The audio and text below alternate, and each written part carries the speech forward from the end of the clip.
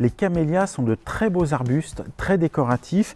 Déjà, ils ont un feuillage brillant, persistant qui va faire le décor toute l'année.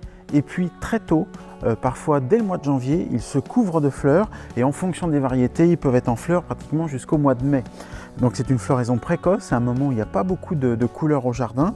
Ils sont très intéressants pour ça. Les fleurs peuvent être simples, semi-doubles, doubles. On a même des fleurs imbriquées avec des pétales, on dirait presque que c'est des fleurs faites en papier ou en soie tellement elles sont extraordinaires. Le camélia peut être cultivé en pleine terre ou en pot. La seule chose qui est vraiment importante pour lui, c'est de ne surtout pas le mettre en plein soleil l'après-midi. Ça le fait brûler, il n'aime pas ça du tout. C'est une plante qui va aimer la mi-ombre ou le soleil du matin. C'est une plante dite de terre de bruyère. Il lui faut donc un sol légèrement acide et un sol qui reste frais, surtout l'été. Quand il fait chaud, pensez à l'arrosage. Pas humide, pas détrempé, il n'aime pas du tout les excès d'eau. Ça, c'est très important pour lui. En pot, ça fonctionne très bien. Ce qui est important, c'est de lui donner un pot plutôt large que profond, puisque ses racines ont tendance à s'étaler. En pot, surveillez d'autant plus l'arrosage, puisque dans un pot, ça peut sécher très vite.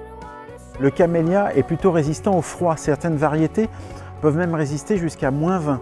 Ce qui est important, c'est qu'il a des racines assez superficielles. D'ailleurs, quand vous le plantez, ne l'enterrez pas à plus de 3 cm, mais ces racines superficielles, elles, peuvent être endommagées par le gel. Donc pensez à pailler le pied de vos camélias quand il fait froid, ou s'ils sont en pot, protégez le pot, comme vous le faites pour vos autres végétaux sensibles. Ça, c'est important.